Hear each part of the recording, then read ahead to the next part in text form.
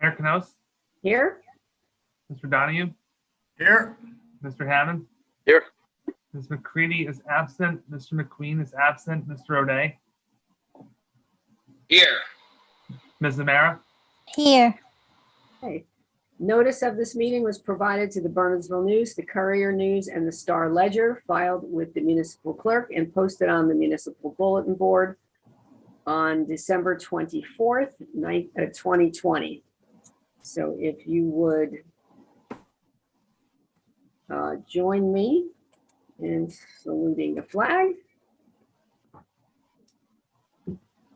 I pledge allegiance to the flag of the United States of America and to the republic for which it stands, one nation, under God, indivisible, with liberty and justice for all. Okay. All right, we do not have any presentations. I see Gina has arrived. So moving on, approval of minutes from May 24th and June 14th, 2021. Do I have a motion? I'll move.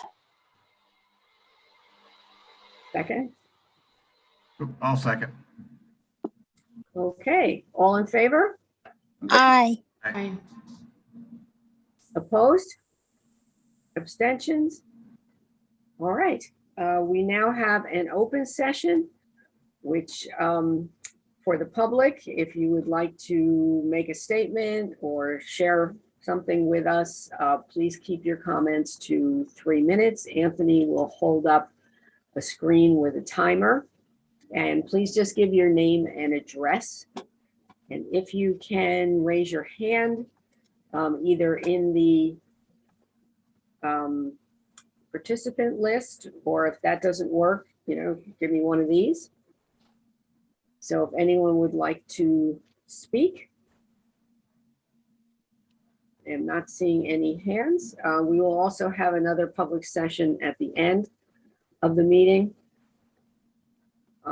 Seeing no one, I will close the public session. All right, I'll now open the public hearing on Ordinance 2021-1885 concerning outside dining and off-street parking requirements and supplementing and amending various sections of the Borough Code. So would anyone in the public like to be heard on this ordinance? Mayor, would you like to put this off until Chad is here? This is really his baby, and we did get some comments from the planning board. It's up to you. I just thought. Oh yeah, he's not here yet. We can do that. So let's just Thank you. put that off and let him. Yeah, thank you, Jack. We'll move on. Mayor, he probably won't be here until after 8, just so you know. Oh, okay. Well, we'll see where we are. Yeah. We'll go as far as we can. Yeah, I know he's the initiator of that ordinance. So Yes. So then I will open the public hearing on Ordinance 2021-1886, an ordinance concerning dogs and amending Chapter 5 of the Borough Code entitled Animal Control. And really what this does is kind of clean up our ordinance so that it's very clear who's responsible for paying for the boarding while we locate the owner. And I think that was most of it. Yeah, Jack? Yes, we had some outdated dollar figures for boarding costs. So Yeah. this just leaves it open and incorporates the amount of the contract with the animal control systems, I think is your name. Yeah. Would anyone in the public like to be heard on this ordinance? Seeing none, I will close the public hearing. I don't know what You department. want me to, you want me to do it? Sure. Go right ahead. I move to pass ordinance 2021-1886 on final reading and adopt as published. I'll second. Okay, roll call, please. Mr. Donahue, Yes. Mr. Hammond, Yes. Ms. McCready, Yes. Mr. O'Day, Yes. Ms. Zamara. Yes. Okay, we now have the introduction of an ordinance. Christine, can you introduce that one? You're on. Unmuted. Here I am. I move that ordinance 2021-1887, allowing wine tasting at the farmer's market and supplementing and amending Chapter 3 of the Borough Code entitled Police Regulations, be introduced by title, passed on first reading, published according to law, and that a public hearing be scheduled for a meeting beginning at 7 p.m. on Monday, July 12th, 2021. I'll second. All in favor? Aye. Aye. Aye. Opposed? Comments, questions? Everybody's okay? This was, I believe, Ed English brought this forward because we had some interested local wineries. So I think this would be great to add to the farmer's market. Okay, so we'll have the public hearing on July 12th on that. Moving on to resolutions, we have 21-139 to 21-145. Anyone have questions, comments, want to vote on any separately? Well, I just want to note that the applicant for the fire company is one of our scholar athletes from Bernards High School. So a shout out to her. And she's a member of our fencing team. So I'm close to that. And happy to see that. Yeah. We love the people that volunteer for that. It's really it's a big commitment, but it's much needed. Anything else on resolutions? Would someone like to move 21-139 to 21-145? I'll move that resolutions 21-139 to 21-145 be adopted. I'll second. Okay, roll call, please. Ms. Zamara, Yes. Mr. O'Day, Yes. Ms. McCready, Yes. Mr. Hammond, Yes. Mr. Donahue, Yes. There you are. Okay, well, still no Chad. Okay, so I will give my report. Let's see, June 15th, I attended the Bedwell 4th grade graduation. The principal invited me, so it was a gorgeous day and it was so nice to see everyone outside. They do it on the playground there by Bedwell, and it was just a wonderful experience for everyone. I think they were so happy to all be together. They had a dance over on the polo grounds afterwards, and it was just really fun. We had a cultural arts committee meeting. The mural is done, but it still needs a few more final coats. The artist is waiting for it to cure a little bit longer, and we have plaques that we're going to put on either side with the sponsors' names. It was suggested that at some point it would be nice to replace the fencing there because it is kind of old and rusty. So that's something possibly for the future. One of the things the committee wants to do is Sunday concerts at 271 Minebrook. We were looking to do them at the Borough Pond at Nervine Park, but it's a little overrun with goose droppings. So Olivia and I went and looked at 271, and it really is just perfect to put a band by the cottage and have people sit on the little sloping hill that goes up kind of where the cyclocross was. So I'm working on that with Recreation and downtown Bernardsville. So hopefully we'll have 3 concerts starting July 18th on Sunday, like 5:30. Also, we talked about having an I Love Bernardsville photo contest and a collaborative project, a visitor's guide, and a map.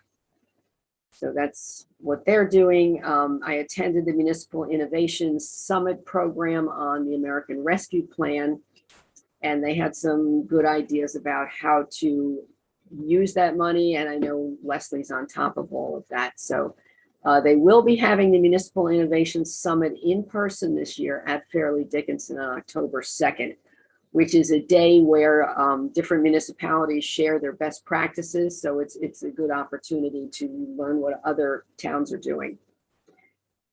On the 17th, the league had a legislative briefing on a number of bills they were concerned about.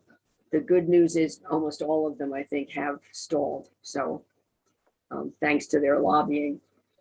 We had a meeting of the Recreation Master Plan Steering Committee, worked on the vision and mission, and we will be having a special council meeting, public meeting on Monday, July 26th, when Branstetter Carroll will do a presentation on kind of all the data they collected, their recommendations and survey results, and pretty much, a good overview of what our plan is going to look like. It will be a draft, so there'll still be time to add or delete. The Land Use Committee met on the 21st, and we'll be handling a lot of that in our executive session. The 22nd, there was a countywide mayor's wellness campaign meeting.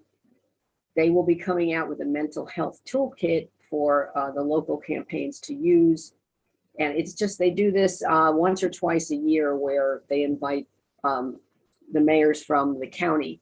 And it was interesting because a lot of people shared other things that they're doing. So we got some good ideas. I met with Mike Gunderson, who is a new resident, and you'll be approving later for the Shade Tree Commission. Wonderful person, very eager to be involved.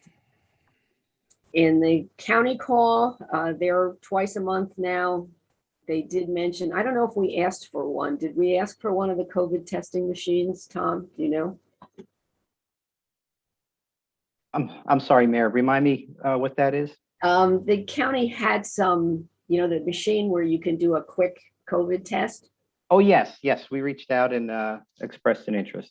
Okay, because they said there's a delay in getting those machines out, mainly because the kits that came with them were due to expire in a month, so they're waiting for new kits to come in.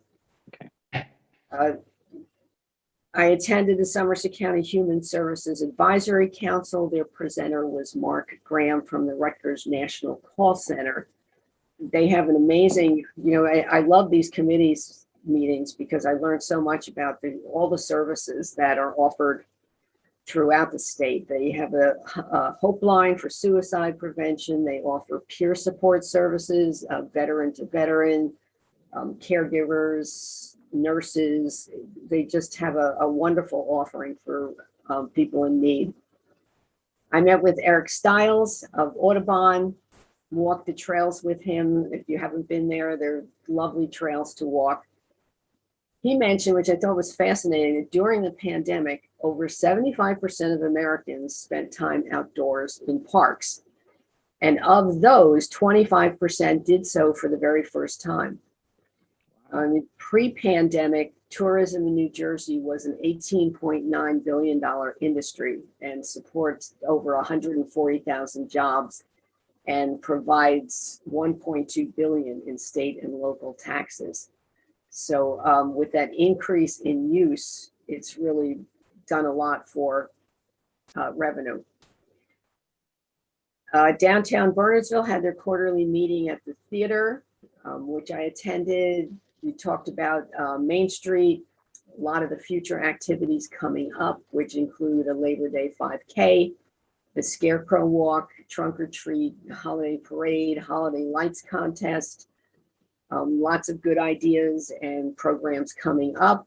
They are looking for people to be on the various committees of the Main Street setup. So if anyone is interested, reach out to Olivia or go to downtownbernardsville.org.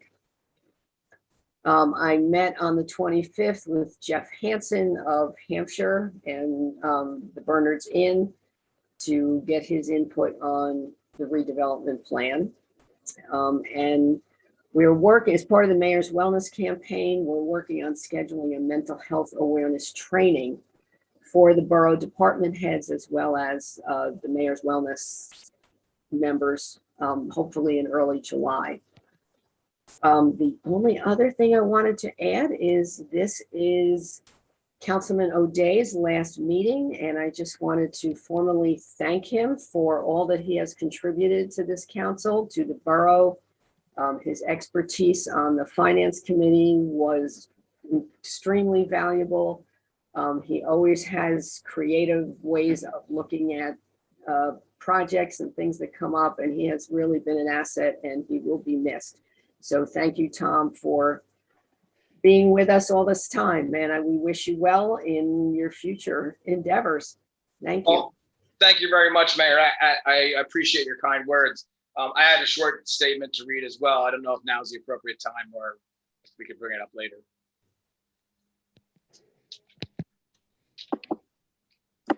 Anybody want to hear it now? I'm going to go ahead. No. So I just want to say that I'm very appreciative of the opportunity that the voters of Bernardsville provided me.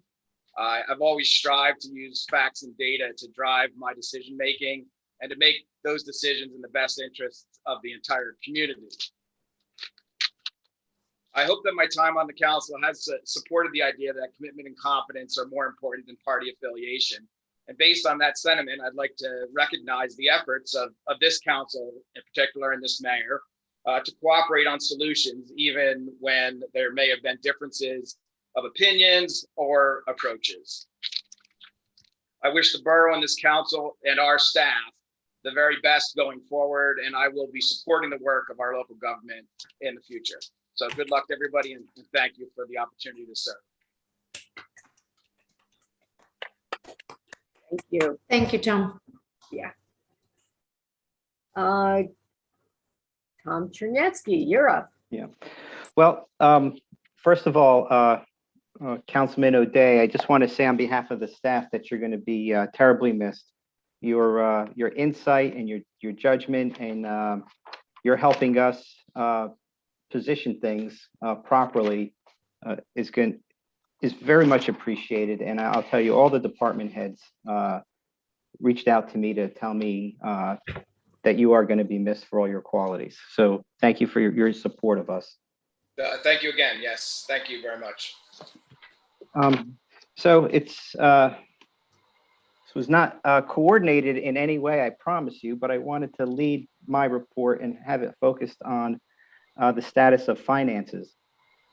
I say not coordinated anyway because Councilman O'Day led the Finance Committee. There were a couple of wobbly items of revenue that we needed to anticipate, and we weren't quite sure where they were going to land. So we wanted to be conservative, but we also wanted to understand the reality of things possibly opening up and not underestimate things so that those other revenue sources didn't get transferred over to property taxes. So I'd like to give a quick report on that. Now this only includes activity as of the end of May. So in our construction office, we anticipated $240,000,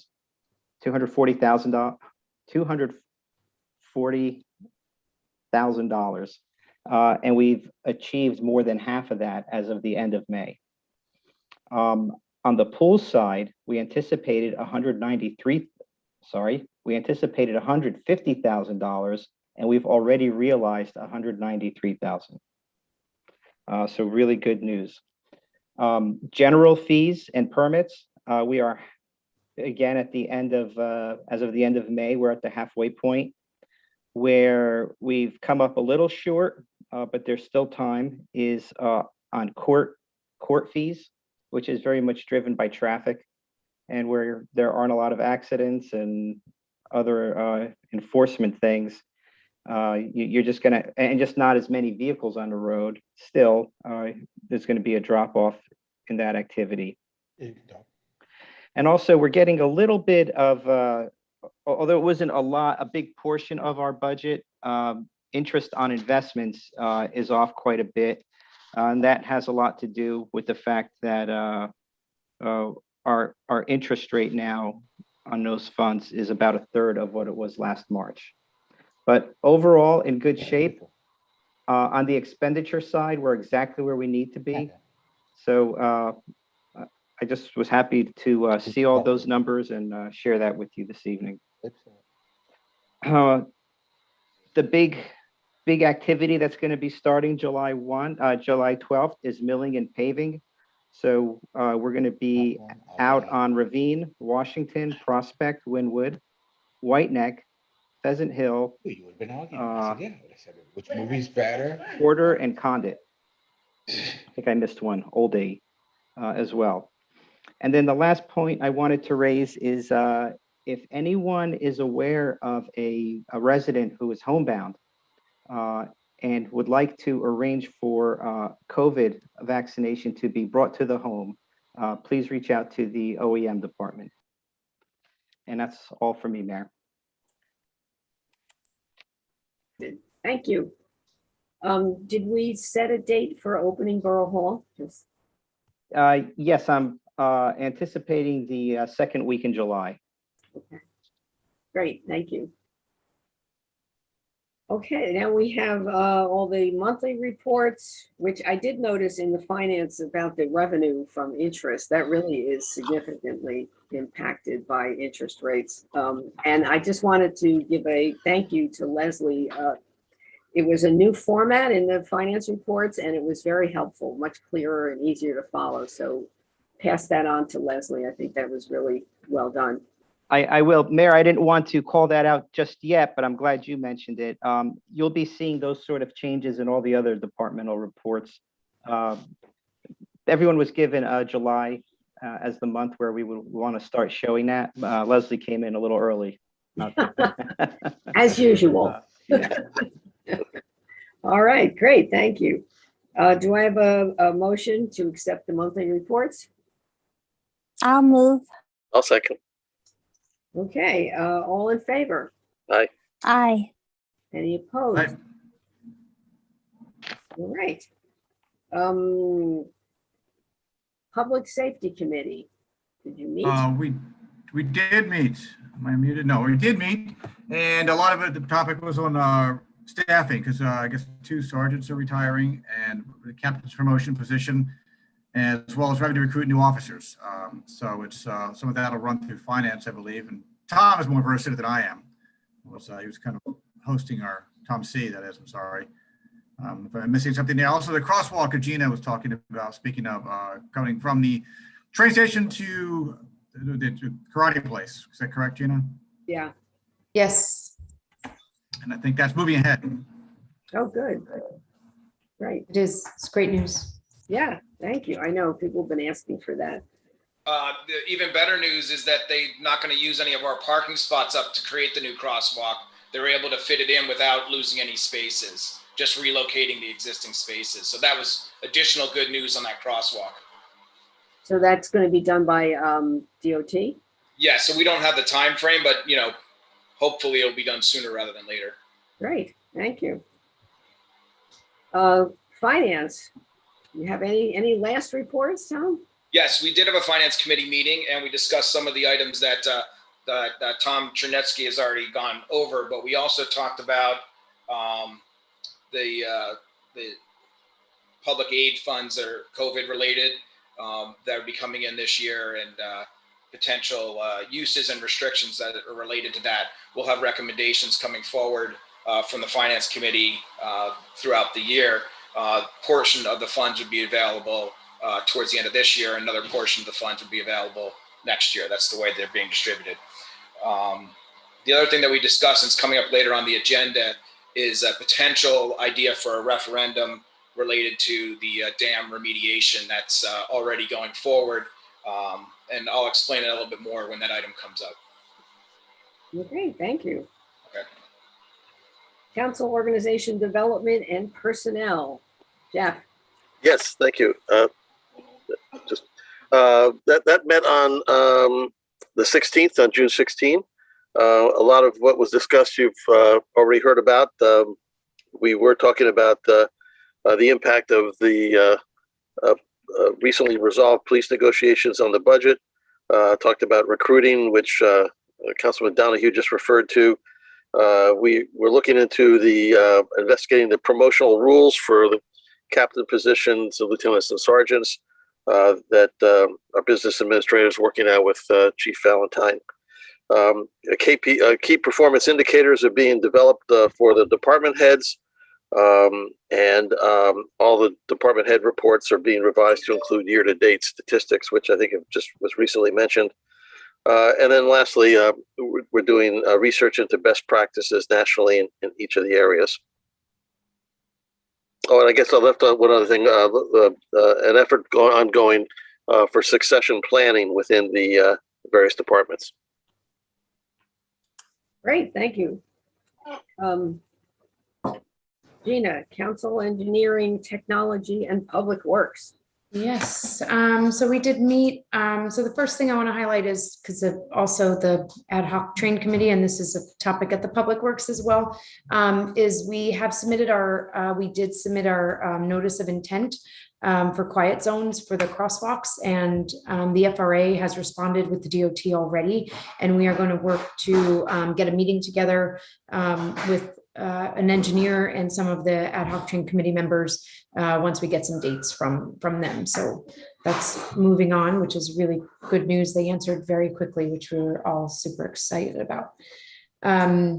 We talked about the electric charging vehicles and stations in the borough, but there's state legislation that's coming out around this. So we're kind of going to pause our activities, but try to hold off for a little bit and see what the outcome of that state legislation is before we go and do anything from a borough perspective that then we'd have to amend. But hopefully that moves quickly, as Dr. Hammond mentioned. He doesn't want to let it drag out, but we'll suspend our disbelief for the moment and hope that they move quickly. We have grants submitted for Bernards Ave for their paving there and some of the drainage work. We have the mill and paves that Tom C. just mentioned in his administrative report, and he went through the road list. So thanks, Tom, for saving me from that one. But all the notices have been sent to the residents about the roads and the subsequent 5-year moratorium. We also have an updated road survey, which is now complete, but we didn't see in our last meeting. But that'll be in our next meeting. So I'm excited to see that. With the road survey is essentially a rating and ranking of all of our roads in the borough to see where they stand. I think it's a 1 to 100 listing. So that I think happens every couple of years. So this year's is now it's up. It was a little delayed because of COVID, but it's back. Mika Road Bridge is now going to be completed the 3rd week in July. There's been delay after delay with, unknown issues, things that have cropped up that they weren't expecting. They thought they could reuse some materials that can't, et cetera. It all keeps coming back, but hopefully 3rd week in July now, that'll be finished. New Jersey American Water is going to start in August but they're going to go under the bridge. So from Prospect to Mill Street, but they're going to go under the Mount Airy Road Bridge on the side into the Palmer, thanks to the Palmers for allowing us to use their property and for this, as opposed to having to shut down and shut down Mount Airy Road and that bridge. That would have been a nightmare for traffic. So that was very good of the Public Works Department and John McDowell for working that out. We also have more New Jersey American Water main and lateral work that needs to be done, affecting yet additional residents in more parts of towns. This is going to be from Timber Rock to Seney Extension. The roads will be milled and paved from curb to curb, but it's not going to happen immediately after they're done. They're going to let the kind of work settle and do what it needs to do. So the roads will be milled and paved again, curb to curb, but not likely until the fall. And that's it. Mayor, yeah. Thank you. I got it. Thanks. Okay. Land use I already did. Do we have any committee or commission reports from people attending meetings? Jeff? The Environmental Commission met on June 9. There was a lot of discussion about the property on Claremont that impinged on the stream, and that the subject of the scoping meeting at 8 p.m. So I'll leave those comments for later. We are pursuing grants for EV and e-chargers, working with the the Public Works Department in terms of identifying which of our fleet can, over sequence over time, be replaced with hybrids. And the legislation that Councilmember McCready just mentioned pertains, I think, to commercial properties, and the impact on their parking doesn't really affect, I don't think, municipal properties. So we're still looking at grant opportunities and taking experience from other municipalities in terms of seeing where we can find available dollars. We have 4 functioning rain gardens, and they have been pretty well received. The grant application for a rain garden rebate program for private residences was not funded, but we met with Sustainable Jersey to get some helpful hints on how to make that application stronger. So for the next round, we'll be able to reapply. The graduate garden near the high school is doing well, and I just want to throw a really big thank you and shout out to all the volunteers who've been doing the watering particularly during the heat of this summer.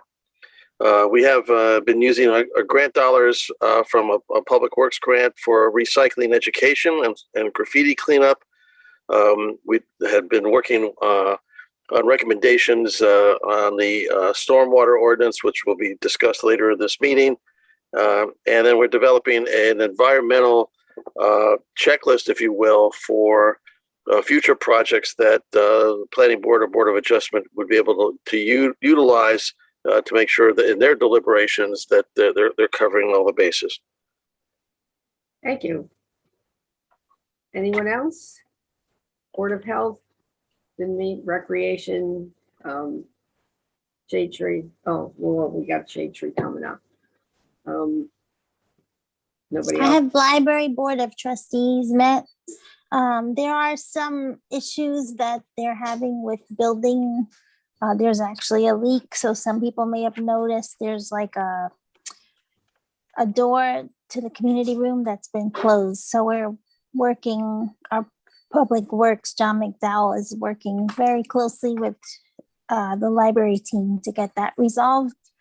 And I'll just point out that the library is still offering many virtual and in-person experiences for residents to take advantage of, including chair yoga and meditation.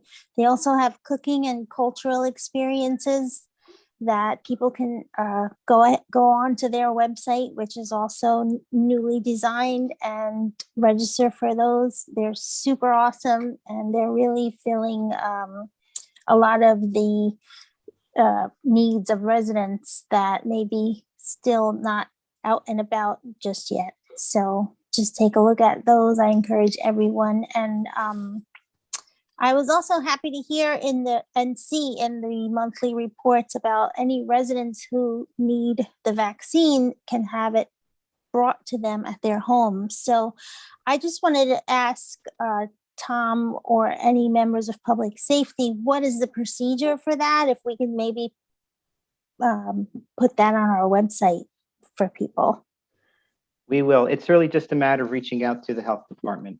Exactly. Okay. Just good to know, because I saw that New York City was doing it, and I said, wow, that's awesome. And now we're doing it. So that's even more really awesome. Well, it's the same process that's been going on for, gosh, almost 2 months. If you call that health department hotline, which is on our police department OEM webpage, then they'll go ahead and arrange for it and schedule it.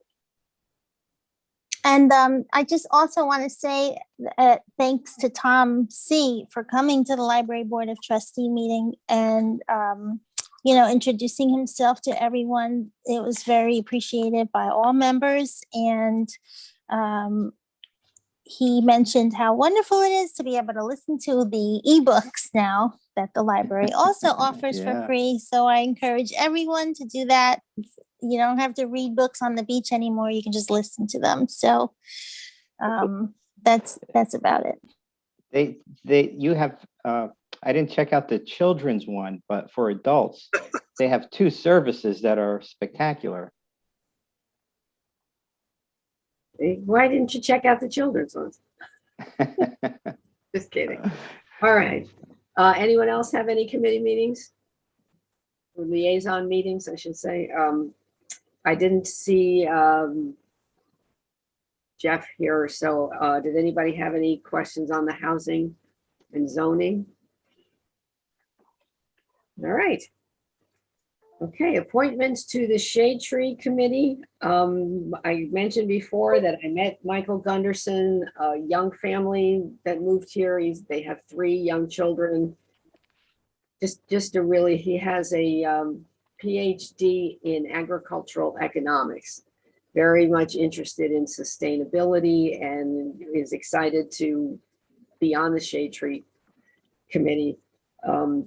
I also called several members to see, trying to get somebody to agree to be chair, and finally Dennis Galway said he would chair if Macy Laffey helped him. So they'll kind of be more co-chairing than chair and vice chair, but that's the way we put them on our registry. So so that's my appointment is Michael Gunderson, and then the council, well, we need a motion to do the appointment and so actually somebody can just read the motion. I have a question, just if I could. Mr. Galloway's really knowledgeable. I worked with him when I was on Shade Tree, but he's our forester consultant. Yes. So do the bylaws allow for him to hold both positions as both chair or co-chair and being the forester? Well, he's an official member. And he lives in town, doesn't he? Oh, yeah. No, I understand that. I just, I don't remember what the language was, whether he could do both. You know, that Jack, question I had. Yeah, I mean, it's not as clear as it would be certainly as in the case of the council or the planning board or something. But it could create a conflict if the Shade Tree Committee chooses him to perform work for compensation. Do we pay him to be the consultant? I mean, is that? I don't know. I don't think we do. I think he's a volunteer in that regard as well. If he's a volunteer in that regard, then I have no issue whatsoever. Okay. Yeah. Okay. Would someone like to make the motion? I will. I move to appoint Dennis Galway as chair of the Shade Tree Committee and Macy Laffey as vice chair of the Shade Tree Committee. Second. Okay, all in favor? Oop, Jack? I was just going to say, as an aside, the way the ordinance is structured, it actually says in the absence of a tree conservation officer that the chair shall serve as the tree conservation officer, because we had Lou Matlack served in that role, and before him, I can't think of the person's name, but they both served as volunteers in both roles. Oh, good. All right, terrific. So all in favor? Aye. Aye. Any opposed? Abstentions? All right, great. Next, I guess, Tom, did you want to explain the open space referendum? Yes. So we've spoken about this in the finance committee meeting, and I've had the opportunity to talk to a few members of the council. So let me just put forward the concept, and then we can decide if it's worthwhile pursuing a referendum in regard to this particular proposal. So the concept was that right now we have $4.2 million, a little bit more than that, in the acquisition only side of the open space trust fund. And we anticipate that we'll have around $5.4 million in the acquisition only side of the open space trust fund once we get the reimbursements for things that we've already applied for reimbursement for the acquisitions we already made from Green Acres. They provide some matching funds for properties that we've already acquired. So we're just waiting on the paperwork and the awards to be finalized. So we have for sure $4.2 million. We probably are much more likely to have $5.4 million in that side of the fund. The concept would be that we have this unanticipated requirement to deal with on the the dam. And there's two proposals, both which cost about the same. One to remediate the dam and keep it in place, and the other is to remove the dam and improve the park with a stream in place of where the pond is now. Both of those projects cost on the order of $1.35 million. And the council has, because we're required to do this, the state of New Jersey requires us to address the dam issue. We have bonded for this, and we approved this in a prior meeting using our normal operating budget to pay for it and bond money, which we would be required to pay back basically out of our operating budget going forward. If this referendum were placed on the election, November. in front of the voters in November, and the voters were to approve the amendment, we would allocate 1 million out of this, say, $5.4 million anticipated balance. 1 million of that money could then be used to help pay the debt on that bond if it's approved by the voters. This would still leave $4.4 million in that acquisition side of the fund. And of course, as we collect open space dollars going forward, it would be the future discretion of the council to use those newly collected dollars for maintenance or upgrades, or a portion of it could be put back into the acquisition portion as well. So I think that this is a reasonable proposal. It would have to be approved by the voters. And if we did decide to go forward with the referendum, it would give them the opportunity to use monies that have already been collected and previously set aside for open space acquisition for the development of open space, this specifically in the Nervine Park area. So it's still, I think, in the spirit of using it for open space, not acquisition per se, but the development side. And it would also give us greater flexibility from having to use operating dollars going forward. You give us greater flexibility. I don't want to guarantee what the money would be used for, but ostensibly you would not be under the same auspice to have to raise taxes to pay for the debt. You would be able to use the open space dollars that are already there to service the debt or a large portion of it. So it's up to the council whether or not we want to write this referendum and put it to the voters this November. But we wanted to present it. The finance committee wanted to present it to the council now, because we would need to have it written and submitted by, I think, early August to get it on this year's election vote. Yeah, it doesn't. Jack, what's the timing on? I believe it's 81 days before the election, but Tom is right. It is early August is the deadline. And I'll have to check with Anthony. I would say August 9th. council would have to approve the wording of the referendum before that, yes? Yes, what we've done in the past is we've adopted a resolution setting forth both the public question and the interpretive statement that we placed on the ballot, and then asking the county clerk to place it on the ballot during the general election. Mayor, it would be due at the county by August 13th, and we have a meeting on August 9th. Right. Okay, great. So we could have it for discussion at the July meeting and then adoption, if you choose to proceed that way, at the August 9th meeting then. I think as part of the interpretive statement, we might want to consider telling voters that by using this money that's already been collected, it would give us the opportunity to not have to raise those funds in the future.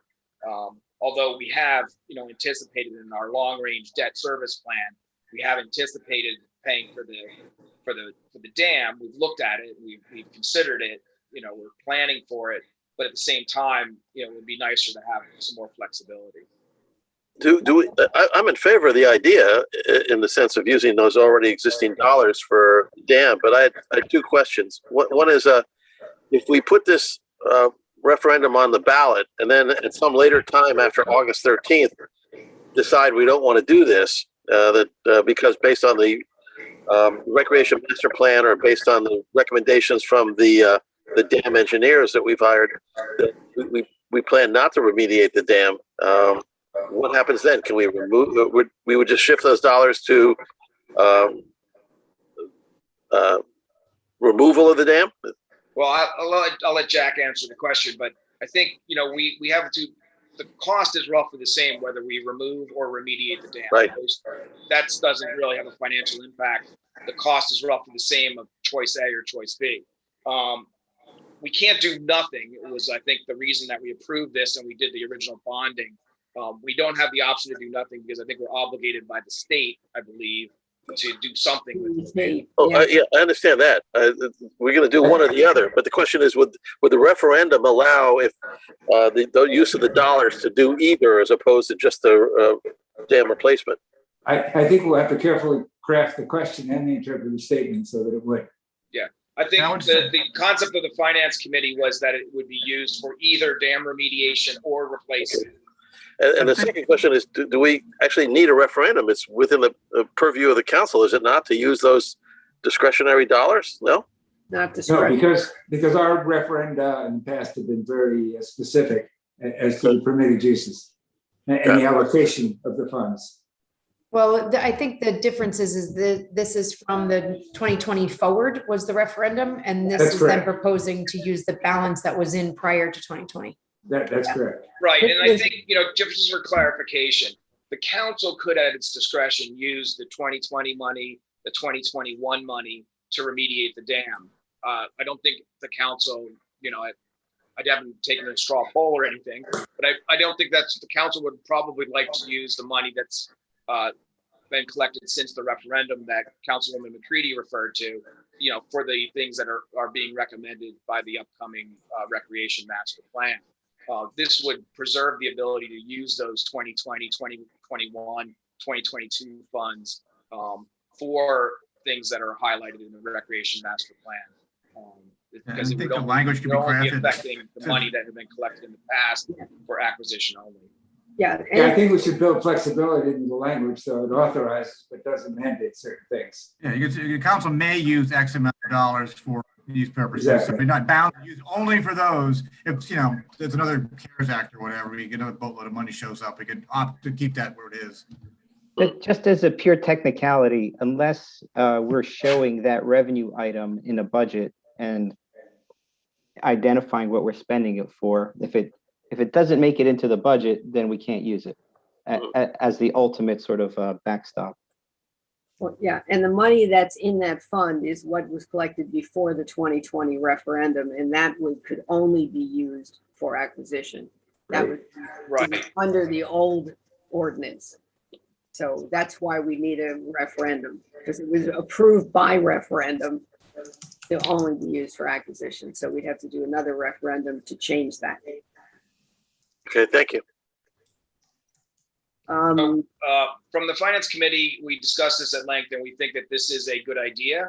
And if the voters were to agree that it's a good idea, then we think it would provide additional flexibility and be a net positive for the borough without really compromising our ability to make appropriate acquisitions of open space should they become available in the future. Well, and the worst thing that could happen is it gets voted down, and then we use the bonding like we which is our current course and plan anyway. So, worst case, if it doesn't get approved, we still have a plan in place, our current plan. Yeah, no, I think it's a very creative idea. Thank you for putting that together. So we will discuss it at the next meeting. And Jack, is that kind of where come up? Yes, I'll try to put something together and circulate it, and then we can mark it up at the next meeting, get it ready for August. Okay. Could I ask something before moving forward with that, which is, do we know yet what our relief funds for our borough for state relief for COVID aid are going to be? And if that could be used for this? No.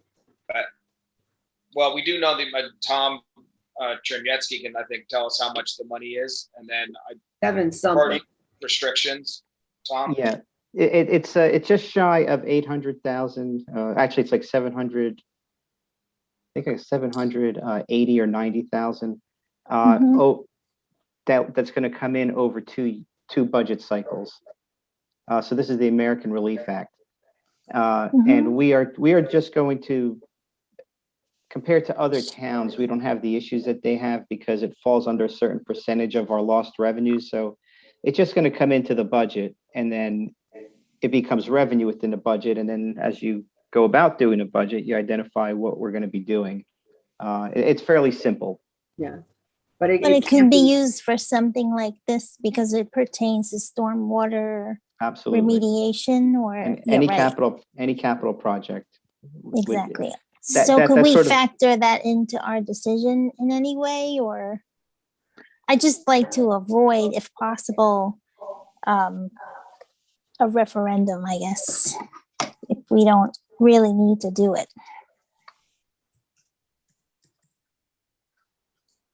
I'd say, well, it wouldn't be enough to cover it because you only get it in it's 2 years and then 2 years kind of to spend it. And from all the webinars I've sat in on, I don't think this project really is considered a stormwater issue. I mean, they were talking more about infrastructure of, that impacts more of the community, that's more crucial kind of. I don't would know. think this is crucial It's- because it's required of us by the state, and Yeah, it's, but we'd have to do it anyway. But there's been so much about the regulations and what the Treasury will approve that they were really warning to have everything signed off by Treasury before you commit to anything.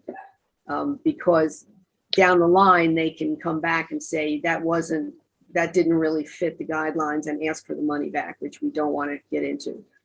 So there's a lot more research into how all what's actually allowed. and do we know when the recreation plan is going to be ready? Like, did we? Well, I just said the 27th, they're going to do a presentation of the draft plan. And then whatever input we put into it will then be the final plan. So that'll be the draft, but it's pretty much done. So is there any way that we could, I guess, take that into account as well? Because it's possible that the costs of certain things that the rec plan is going to recommend is also something that we may want to consider using the acquisition funds for. I think that's a rational thought. So let me just try and, from a financial perspective, see if I can explain what I think the pros and cons are. And then certainly, it's not all just one-sided. So I'm not saying this is the slam dunk thing that we definitely should do. I think it's something that we should consider and discuss as we are tonight. So the reasons to do it is because we have $4 or $5.5 million sitting in the fund. We have a reasonable amount of money and ability to acquire property, hopefully, in the near future, and we can offset this expense. We can, at our discretion, use future open space tax revenue to rebuild this portion of the fund as well, if we need to do that.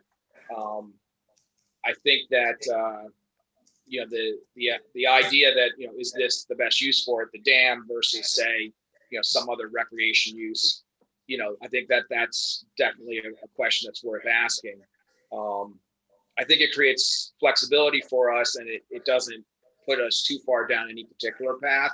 And I do think that there'd be options in the future to either refill this fund, or there's probably still enough money to do a number of things. I think we wouldn't be looking at taking $1 million out in a single year. More like debt service, where you would see $100,000 go out in the first year, $100,000 go out in the second year. In the meantime, the fund it does currently earn a small amount of interest. Some of that would be replenished. So the actual impact on the overall balance in the acquisition side could be less than what the actual debt service cost is. There's pluses and minuses. Is it the best use of the money? I think that's up to personal opinion. If the dam in fact were removed and we created a park that was usable open space, walking distance to downtown. There was more green area that wasn't, subject to flooding. That I see as a potential benefit of the project. I think also having the approval to do this doesn't mean that the council in fact has to do it. It would just give the council the ability to do it if the council in the future felt that it was worthwhile doing. I think that's the key point, because it gives us flexibility, because you can't see the future. And, if we have that resource available to us, don't have to use them, but at least it's kind of a backstop. So that's the art of it. May I offer just one comment to provide just a little perspective? The amount of money that's coming into the park development portion of the fund is about, let's say, roughly $500,000 a year. If you were to, let's just say, you can do a pay-as-you-go program for park improvements with that amount of money, and that would be a pretty, if you did that over a number of years, that gets quite a lot done. So just so, keep that in mind. And you already have a little bit of a nest egg in there. Yeah, can we ask the Open Space Committee to weigh in on this as well, just because, I'm not sure if they have anything designated in terms of future purchases or just, to include them in that process. That's an excellent recommendation. We should do that. Okay. Because this was discussed at length in the Finance Committee, but that is only one source of input. Obviously, open space has a vested interest in the acquisition side of the fund. Yeah. Okay. We're almost. I just want to make a comment. I think just going back to the American Relief Funds, I do think what we do with the pond actually would fall under some sort of stormwater management because it'll affect the whole Mine Brook, whether we keep the pond or do away with the dam. And so there could be ramifications. I think we could make the argument that there is some stormwater control related to our decision. Well, it's up to the feds to tell us. Yeah, I know. I was on that same webinar with you, and they stressed that was scary, wasn't it? They really stressed to make sure that you get approval before you spend the money, or you may not get reimbursed. Yeah, they were pretty serious.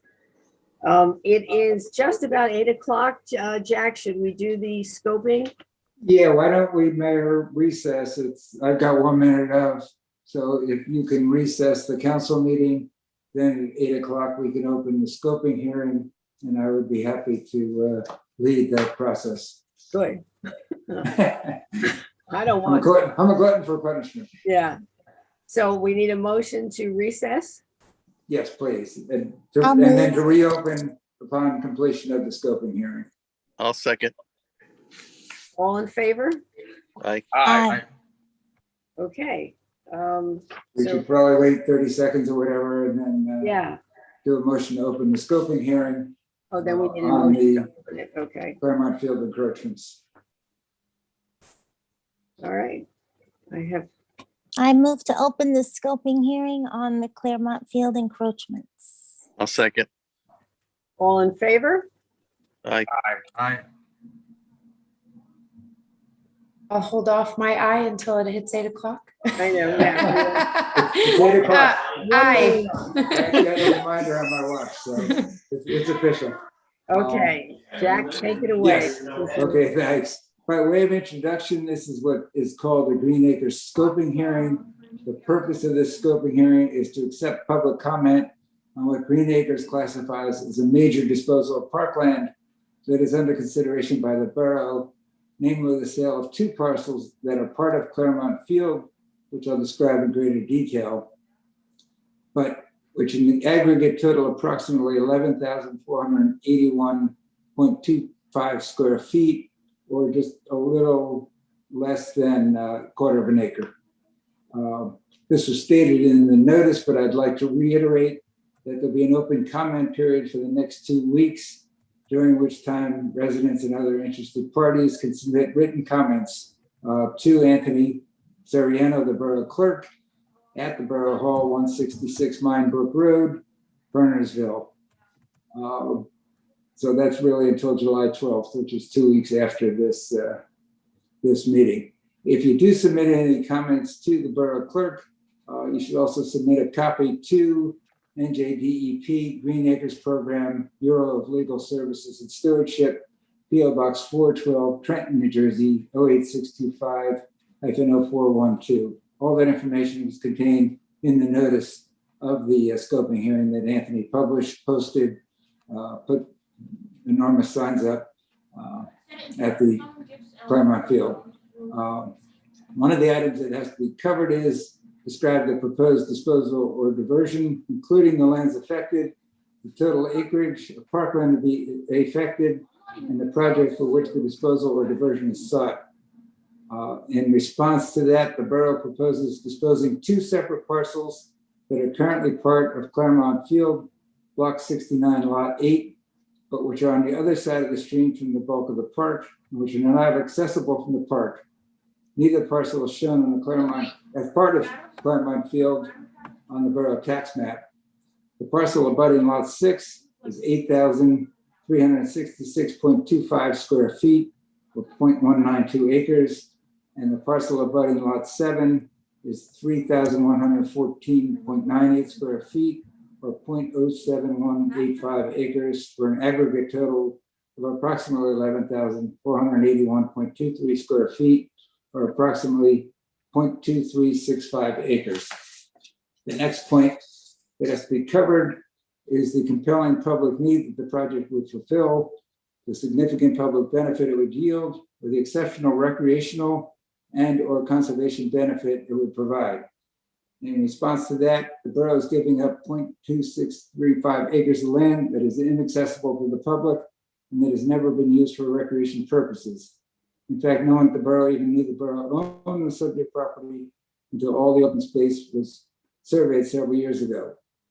And in turn, the sale of the subject property will add $31,500 to the borough's open space trust fund, which will have a significant public benefit in that the borough will be able to use this money to acquire additional land for recreation or open space purposes, or to improve borough land use for park or open space purposes. The next point that has to be covered is past and ongoing efforts to identify alternatives to the proposed disposal that were considered by the borough, and the reasons for rejecting any alternatives, and to the extent known, the compensation that the borough would provide, or the purchaser would provide, for the proposed disposal or diversion. In response, the governing bodies discussed various alternatives to the proposed disposal, but none of them were practicable because the property in question is not accessible from Claremont Field without a bridge, which would be cost prohibitive and which would likely not gain Green Acres approval based on our discussions with them. I'd also like to note for the record that at the direction of the mayor and council back in 1916, I reported possible flood hazard area and wetlands violations to DEP by letter dated March 29, 2016. In response, DEP conducted an investigation and found no violation and closed its file. Finally, as discussed earlier, it is anticipated that the borough will be compensated $31,500 in the aggregate for the subject parcel. This amount is based on an appraisal of the parcel abutting Lot 6, which was completed by Bruce Carlin of Carlin Appraisal Service on March 22, 2019, and a Green Acres land valuation completed by the borough tax assessor on May 20, 2020. With that background, at this time, we will accept comment on any alternative sites suggested by the public and on alternative methods for achieving the project objectives without the diversion or disposal of parkland. As noted earlier, you can also submit written comments for the next 2 weeks with a copy to DEP. So that's by way of introduction. So now, if the council has any questions, or Mayor, if you'd like to open it to the public for comment. Are there any questions from council or comments before we open it to the public? I just want to say thank you, Jack. This has been a very long, tedious process working through Green Acres and all their regulations and what we're allowed to do and not allowed to do. And Your patience is greatly appreciated. Thank you. So I will open the public hearing on the scoping hearing. So if anyone would like to comment on what Jack just explained, you can raise your hand in the participant section, or, stick your hand up if you want to comment on the scoping hearing. And what is it? We can 3 minutes for a comment? Yes, that's reasonable. Okay. And please give your name and address if you want to comment. Anthony, you seeing anything? I am not seeing any. No, I'm not seeing anyone. Okay, then I will close the public hearing on the scoping hearing. Yes, just to reiterate, if anyone does have any comments, feel free to submit written comments within the next 2 weeks. And also a transcript of this hearing will be submitted to DEP as part of the process. Thank you very much. Okay, thank you, Jack. So now we have to reopen the council meeting. Yes, I need a motion. Yes, please. Can I have a motion to open the council meeting? I'll move to reopen the council meeting. Second. All in favor? All right. Okay, so we are back. Chad's still not here, no? I don't see him. Yeah. So next on the agenda is a hardship road opening exemption for 59 Hull Road.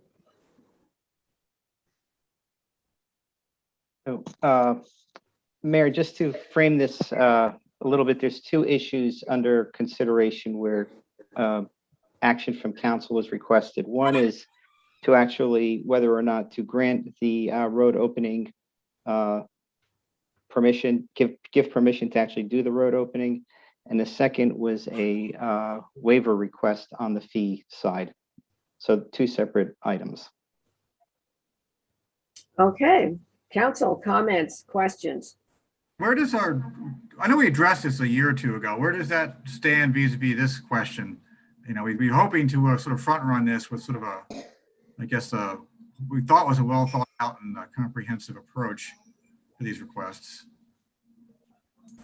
Yeah, I mean, I think that at least what I'm recalling from last meeting, what we heard, the initial email request noted that the current homeowners recently purchased, they were assured, quote unquote, and we didn't know who they were assured by at the time, but they were assured that they did not have to open the road in order to have PSE&G install the gas line and get it to their home. They got their permit, PSE&G started the work from what I understand, and then all of a sudden PSE&G came back and said, nope, we have to open the road. And then they came to us. That's right. And the question was who gave the assurances? Yes. So we talked about this in Public Works, and PSE&G provided the assurance that they didn't need to open the road. So it was not anyone from the borough. It's my understanding that they still may not have to open the road. They're not sure yet. There's still a possibility that they do have to. I'm not sure if you can hear us. It looks like the homeowners have a. Oh, yes, you're very quiet. I don't know. Yeah, I don't know if you can hear us. Yes. Yeah. Hello, everybody. Christina and John, we're the homeowners. And we were assured by the homeowner, the past homeowner and PSE&G that it was actually marked on our grass. They put they marked it out. It was about a foot in on our lawn. And then initially when we applied, I don't know if they can hear us. Yes, we can hear you.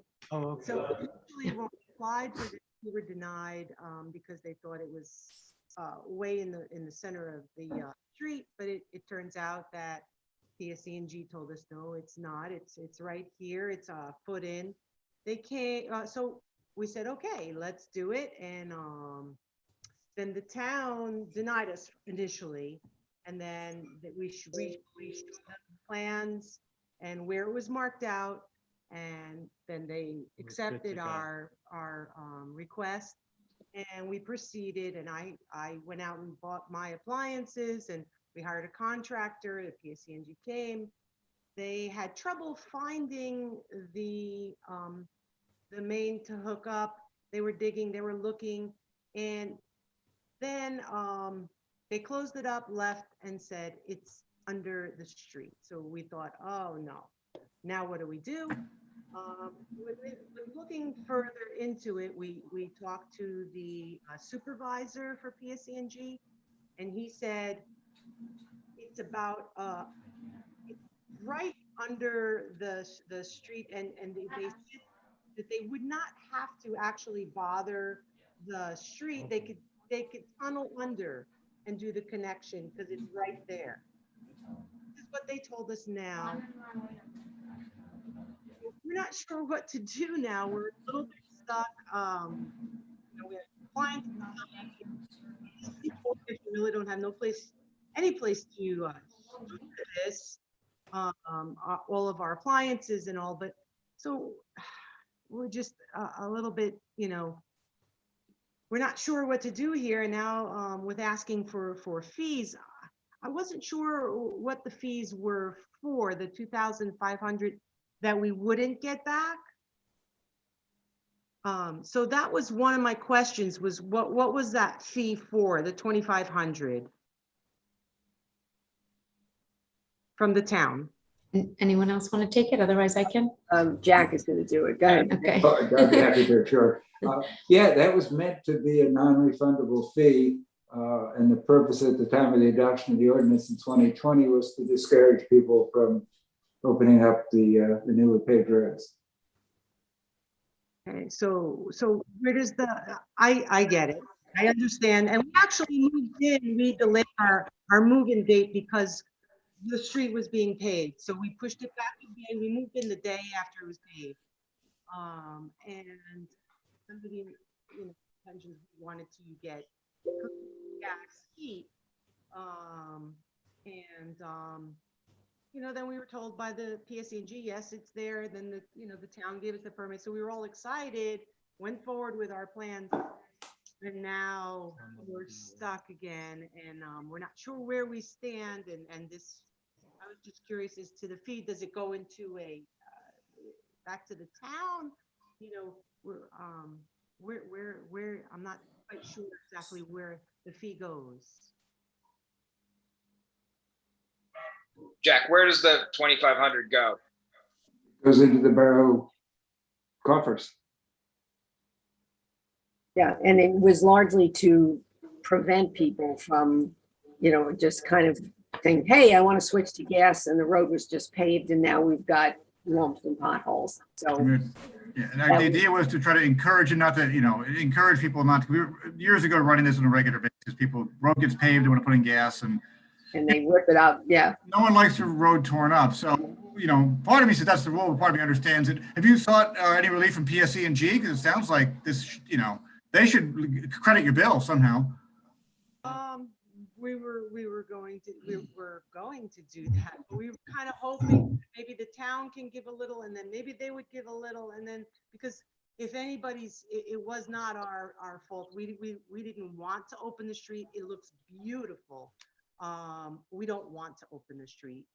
We didn't think we had to. We were kind of hoping public service will come back and reinvestigate, and maybe they can, find the connection, because there was maybe a not so experienced crew that came on a Saturday, and maybe, with a little more experienced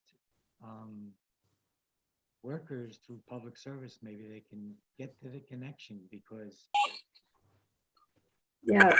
Have you called them back? Because it sounds like if in fact they find it not under the street, or they're able to do it without disrupting the street, this all becomes a moot point. Do we have any contacts with PSCNG? Is there some way we could, the borough people with PSCNG could go take a look at it and really resolve it?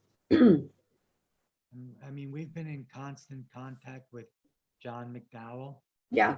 And there's also a contact with public service. Those two guys, gentlemen, have been coordinating. Okay. Okay. I actually tried to call public service again. No, we lost you. Does Can't hear you. PSE&G have a community rep, kind of like we get from JCP&L as their counterpart of PSE&G? Yeah, that's what, We can turn up the heat on them a bit. because I know we have a good one for JCP&L. I don't know if we have one for PSE&G. Who could maybe intervene? I do think though, if they've already received the indication that the company can do the work without disturbing the road, that seems like the perfect solution to this particular circumstance. I do recall the conversation when we originally adopted the ordinance, and it was because we were having, newly paved roads that were getting torn up, pretty regularly by people, and so that's the purpose of the ordinance. I think one of the things that I mentioned previously was perhaps increasing the portion of the refundable amount, and decreasing the portion of the penalty amount. But I think that would have to be done across the board by ordinance change. It wouldn't be a case specific approach. I think that's the problem here, is making an exception for one homeowner means we're making an exception for every homeowner, because the circumstances here don't sound dissimilar to previous ones that we were considering. And one of the things we were trying to avoid as a council was having this discussion each and every time. By having a policy in place or an ordinance dictating what we're doing, there would be fewer needs to make exceptions. So, if the ordinance doesn't work as it's written, I'm open to the idea, or I'm making the suggestion that maybe we consider the ordinance or restructuring the ordinance. But I think the specific case here is more easily solved if PSE&G can just do the work without disturbing the road. In the meantime, maybe the council can consider whether or not the ordinance as written is, appropriate, or if it should be perhaps modified. Yeah, but it would be universal. It would be a universal approach, not a case by case approach. Right. And that's a little time intensive. Yeah, I mean, in Public Works, honestly, we discussed it, and we didn't think that there was any need for a change to the ordinance as it stands. Yeah, I mean, but I did bring up the same thing, and I'm glad that PSE&G might be able to find a way to burrow deeper, right? Because I was thinking go wider and under, as whatever you need to get to the lines. So if that's a possibility, then I would say we put this current hardship request on hold. And to your point, Mayor, I think that we asked Tom, and Tom, Tom C, you had taken yourself off mute to answer the question of, if we have contacts with PSE&G. I'm sure we do. They're doing work on Crestview right now. So yeah.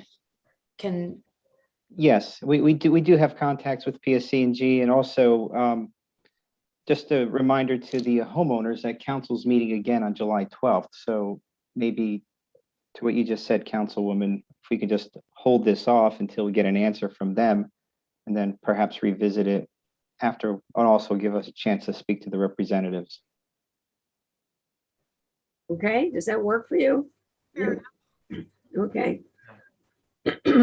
Thank you. Thanks for coming. We'll continue to keep trying to contact with our rep from Public Service to see if we could, with John McDowell, try to see if we can indeed do it without opening up the street. Yeah, that would be great. Yeah. Yeah, but thank you for your patience. I wish you luck. I hope it works. Yes. Same. Very happy to hear Thank you. And so, Okay, Anthony, we don't have any correspondence, do we? No, we don't. Okay. So just going back to the last topic, I'm sorry, I was on mute. This actually, though, Mayor, you brought up a good point. We don't really have a rep with PSE&G, and it's been really helpful to have one with JCP&L. And the line of communication has been very good. As part of this effort, Tom, are you going to try to find out whether they provide that type of municipal representation?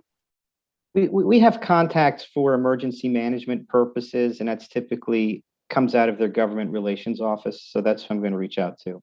Yeah, that's emergency management rather than these type of more less emergent issues. Yeah. They define emergency management broadly. Okay. Yeah, and I think because, JCP&L is all town encompassing where PSE&G is not, we're not one, we've not had the need as much as we do with JCP&L to have that customer relation service. So I'm sure we have a rep. It's just a matter of we're not sure who it is. And it's probably time to build that relationship. Yep. I agree. Okay, do we have any unfinished business? Any new business? Yes, I wanted to, there's something you and I discussed, Mayor. I wanted to bring up the subject for future consideration, but to give the council a heads up that we need, in our opinion, to revise the special events ordinance. And I think it's been sent off to Public Safety and Finance to begin those considerations. But the ordinance, which was originally written, I believe, in the early 1990s and then last revised in 2006, is really old and doesn't meet our needs. And more specifically, it creates quite an onerous burden on organizations like Downtown Bernardsville, which are now trying to set up programs. And specifically, this has to do with the vendor fees. The fees are really quite burdensome. They escalate as it gets closer to the time of the event, which makes it hard. It means that the vendors have to commit way in advance. And then there's a no cancellation clause, which means that if they, for whatever reason, can't do it, they lose everything. And so these are the kind of things that I think need to be revisited and looked at as we have a really vibrant Downtown Burnsville and other organizations that are putting on more and more events that will benefit the borough.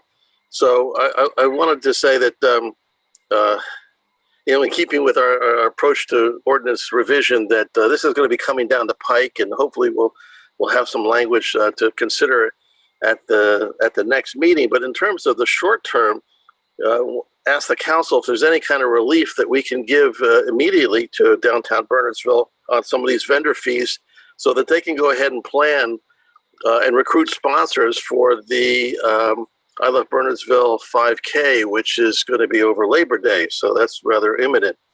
And there are some solutions that have been discussed with our borough attorney and with our borough administrator, but I wanted to open this up for discussion.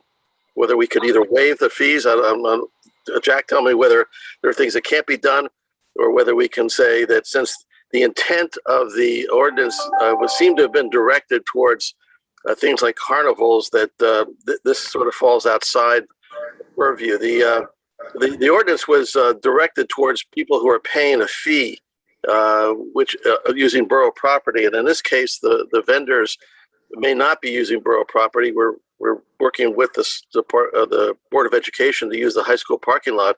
If in fact that comes to pass, if in fact we're successful in getting to use the high school parking lot, would then these fees not be applicable?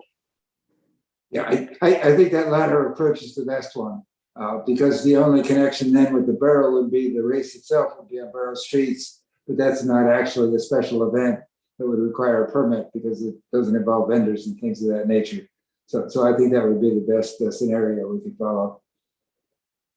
But I think we're okay. In terms of the, I'm sorry. I was gonna say, I think we're okay for the 5K coming up. And I'd like the two committees to start really working on that, so that as we move into, this is all in place for the fall events. Right. Yes. Right. Yeah. Anthony and I have discussed the need to update this ordinance for some time now. Yeah. If you haven't already, maybe I missed it. Could you circulate the ordinance in question so we can just at least read it and see what it says? Yeah. Sure. Anthony, can you send it out to everybody? Sure, I can do that. Jack, I'm wondering if the approach that we took with outdoor dining, COVID related, we said we aren't going to enforce the ordinance, that the ordinance still exists, but we're not going to enforce it for a period of time. And I think we said December 31st, 2020, and now we said December 31st, 2021. Couldn't we do something like this for this ordinance where we temporarily suspend enforcement of the ordinance while we consider whether or not it should be rewritten? My only concern is that in the meantime, there's something scheduled that we really would want to regulate. Yeah. Whereas, COVID was a different situation. We could certainly talk about that. Yeah. But that would be my one concern. And Yeah, then I guess. Go ahead. I said it's not that complicated an ordinance. I don't think it'll take too much to clean it up. I agree. Yeah, I think we can do it in time. I see. Yeah, I agree. And we really can't suspend the whole ordinance because there's other language in there that's really important, such as, they have to get, if they're serving food, they need to get Board of Health approval, et cetera, and that they need to provide insurance and hold harmless agreements. So there are parts of the ordinance that are really relevant. There's just the fees, which escalate up to as much as $1,000 for the vendor. Is if you're trying to raise money for a charitable cause, it's disincentive. And the reason for that was back when Sandy Jones was clerk, a lot of these special events, most of the vendors were coming in at the last minute and she was getting overwhelmed. So she was trying to encourage people to submit their applications in a more timely fashion. Yeah, I think that was part of it. So we thought, it might be useful to have a cutoff. Say, Yep. It has to be in by a certain date in order to get processed. But, I don't think it's going to take a lot of work, but it does definitely need it. Just as far as input from the committees, I think this particular topic came up in both public safety and the finance committee meetings this past month. And I don't believe it, since I was sitting on both of those committees, I don't believe there's any opposition to making the proposed changes from those committees. I don't know if for public safety, Councilwoman McCready, was there anything that looked like it was a problem? I meant public works. No, I don't recall discussing this at Public Works at all, but. I'm yeah, sorry, it was no. public safety that we were on together, right? Yeah. Yeah, it wasn't No- raised no at issues. Public Works. No, Yeah. but I I'm mean, sorry, we had I no meant- issues I at meant public safety. when I said Yeah. public works. Okay. We also have the stormwater ordinance discussion under new business. I don't know why it's 10F here. And we had some input from the planning board. There were some comments from, oh no, that was the other one. No, they gave us the letter saying it's not the backwards wording. Not inconsistent with the. Not inconsistent. Why can't they just say it's consistent? I was on the Because they're planning the- board one because time, they're and the state. there's some legal reason for that. Yeah, Because they're the state. They're allowed to use that double negatives. yeah, not inconsistent with the planning board. Tom C., can you just kind of give us a quick of what we've done differently in the last revision? Sure. So if council moves forward on introducing this ordinance, what it would do is place all the properties that qualify under the minor development provision of the stormwater ordinance on a 3-year cycle. So right now, that would be roughly about 20 properties a year. And right now, about 60 or 70% compliance. So it would leave us with a small handful of properties to urge towards compliance with the inspection. The second thing that it does is it takes this out of sort of the summons type enforcement action and makes it a fee, so that if you don't submit the report, we'll simply send out one of our professionals to do it. And again, this would be on a 3-year cycle. It would give us a greater enforcement tool. It would allow us to concentrate and work on residents. So I think at the end of the day, you'll have 100% compliance, and it'll be less onerous on the residents because it won't be every year. So it strikes me like this would be a win-win solution to the debate we've been having since my first meeting. Yeah, it also makes it more manageable for our inspection department as well. It would. I think it's more realistic for what they are able to do. Yeah. Yeah, I know that Councilman McQueen was advocating on the planning board side, and I was advocating on the environmental commission side. I'm glad we were able to come up with this good compromise, and both organizations agree. Okay, so then do we want to introduce it?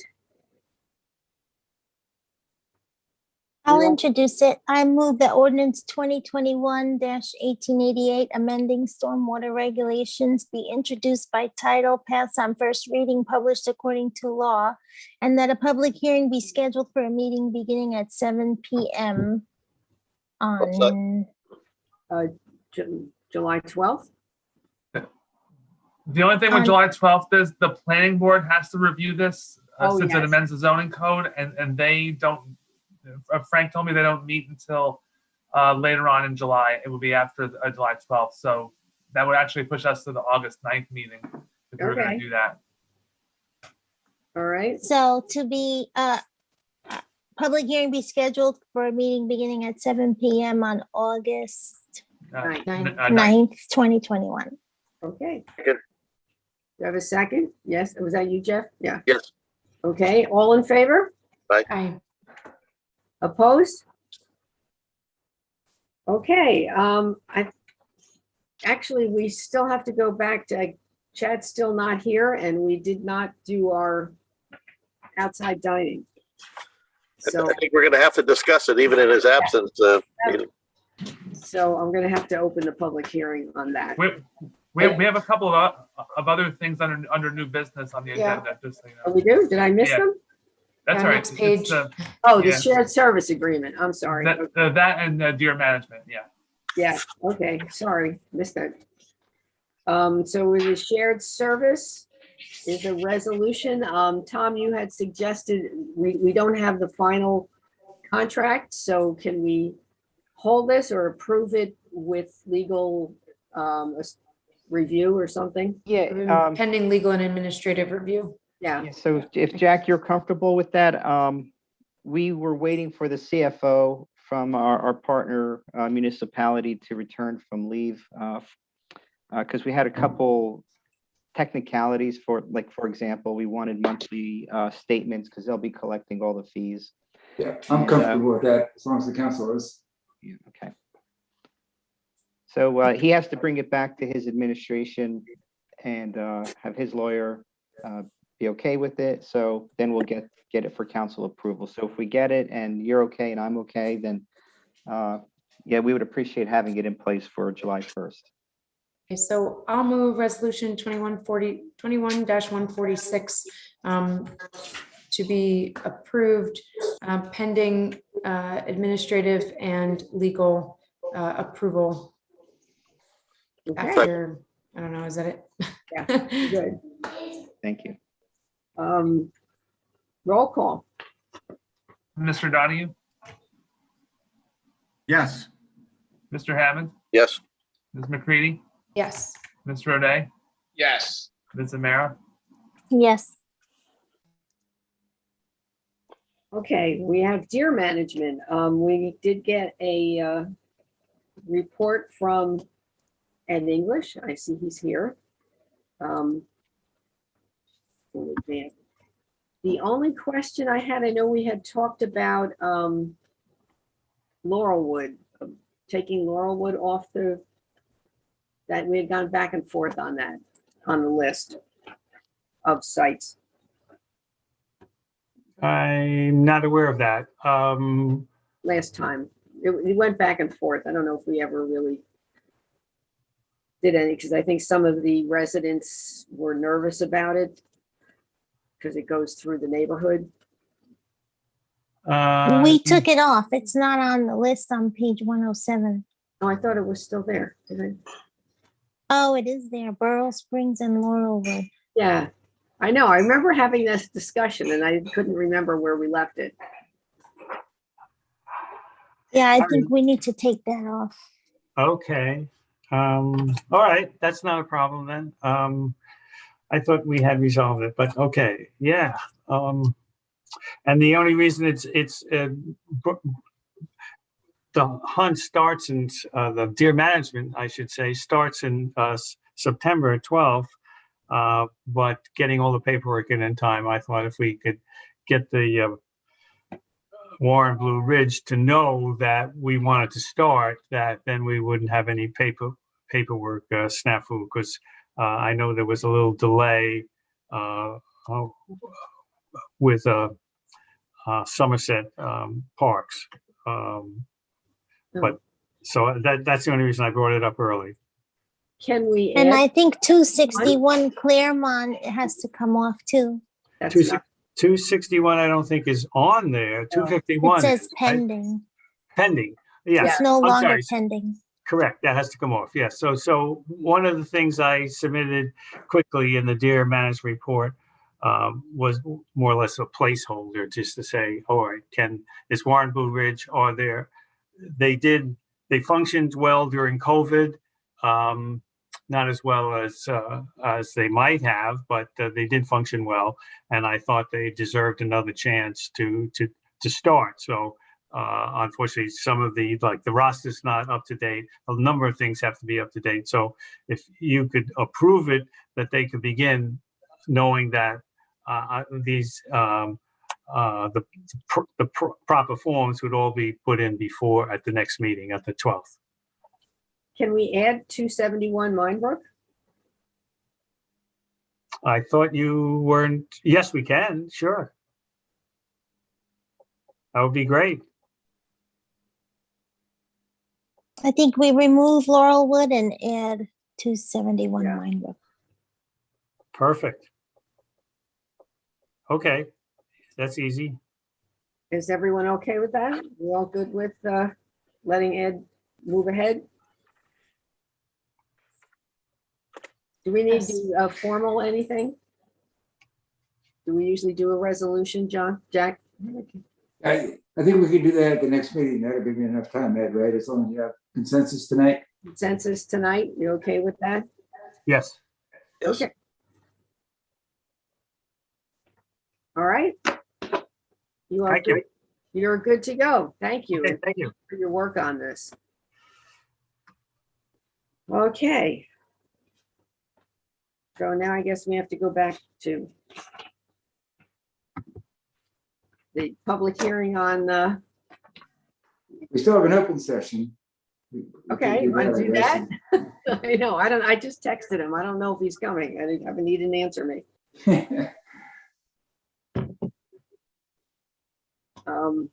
So, okay, we have a second open public session. If anyone from the public would like to be heard on any other additional items.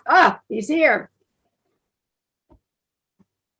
Okay, well, let's go through the public. So anyone in the public wish to be heard?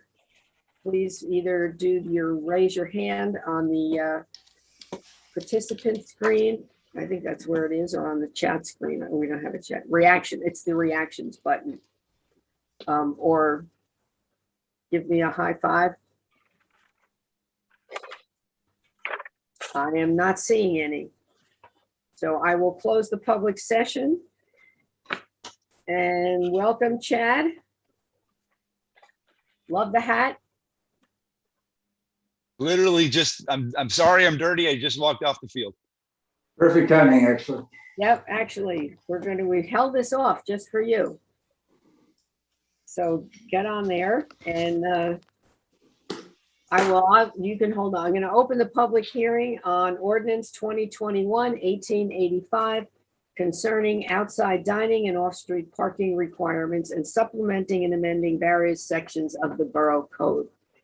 And there were a few little changes to it. I don't know if that's on what was. Yes. The planning board made several suggested changes, two of which were minor. One was just lettering the additional paragraph, which I circulated a copy and lettered it as subparagraph E. That also felt that should be any parking area that's available, not just churches, schools, and similar institutional uses, which is an easy change. Yeah. The more difficult one was notwithstanding the board would like clarification as to its own discretion should the location of a church, school, or similar facility be located within a residential zone, which is allegedly the type of zone that many churches and schools have parking lots located within. So that was really the one section that I thought the council should discuss. I mean, my opinion, I'm not, for me, it doesn't matter. I mean, look, there aren't any, if I'm one of our restaurants downtown, I don't think I'm sending them up to, the residential zone, which would be the middle school to park, right? I agree with Chad. Yeah. Okay, well, right now, let's, I just So- opened the public session, but go ahead, Jack. Well, so if that's the case, before you open the public session, if that's the consensus of the council, I would suggest that you move to make the first two minor changes between the copy I circulated. And they can be adopted tonight without continuing the public hearing, and then open the public hearing on the ordinance with those two minor amendments. I'll move to move it with those two minor amendments if everyone agrees. I'll second. All in favor? Aye. Aye. Okay, opposed? No. All right, so we've got those two minor ones done. So now I will open the public hearing. Would anyone in the public like to be heard? Oh, I see a hand up. Al Rivero. Thank you, Mayor. Hi, everyone. Great to see everyone. Al Rivero, 187 North Finley Avenue. Yeah, just offer a couple quick comments. I'm actually really excited to see the council take up this resolution. The pandemic had a lot of negatives, but one positive was surely that we gave the flexibility given to our local restaurants on outdoor dining. I think residents have really come to enjoy outdoor dining. And likewise, it's helped to sustain many of our local restaurants. And it's just one of the efforts breathing new life into our community because it's fun and it brings people together. So I'm really glad you're providing our local restaurants flexibility through the provisions in this resolution. And I hope the council will vote to adopt it. Thank you. Thanks. Thank you. Anyone else like to be heard?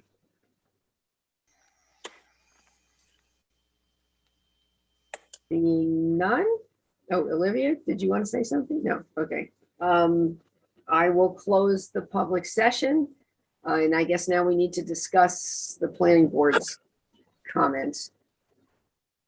I think you've already acted on those. Oh, I thought you said the third thing we had to discuss, no? Well, no, I think Chad said in his opinion. Oh, we it's should not change going to that make a section. difference. Okay, good. Right. Got it.